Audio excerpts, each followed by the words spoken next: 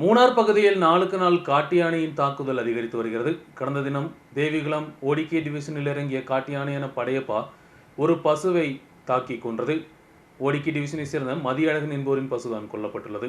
மூணார் பகுதியில் வனவிலங்குகளின் தாக்குதல் நாளுக்கு நாள் அதிகரித்து வருகிறது. குறிப்பாக காட்டு யானை உட்பட உள்ள வனவிலங்குகள் மக்கள் வசிக்கும் பகுதிகளில் இறங்கி விவசாய இடங்களை சேதப்படுத்துவதும் மனிதர்களை தாக்குவதும் தொடர்ந்து வருகிறது. கடந்த தினம் காட்டு யானை என படையப்பா மூணாரில் தேவிகுளம் ஓடிகே டிவிஷனில் இறங்கி பசுவை தாக்கி கொன்றுள்ளது. கடந்த சில தினங்களாக படையப்பா காட்டு யானையின் தாக்குதல் மூணார் பகுதியில் அதிகரித்துள்ளது. முன்பெல்லாம் தாக்குதல் நடத்தாமல் அமைதியான குணமாக இருந்த படையப்பா தற்போது கடந்த சில மாதங்களாக தாக்குதல் குணத்துடன் நடமாடி வருகிறது. தொடர்ச்சியாக மக்கள் வசிக்கும் பகுதிகளில் இறங்குவதும் விவசாய உற்பத்திகளை சேதப்படுத்துவதும் மனிதர்களை தாக்குவதும் வாகனங்களை தாக்குவதையும் படையப்பா வழக்கமாக கொண்டுள்ளது.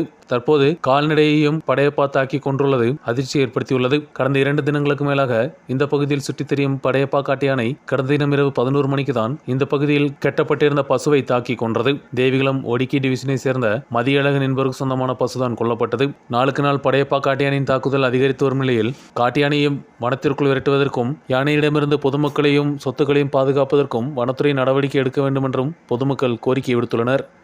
News bureau, Munnar.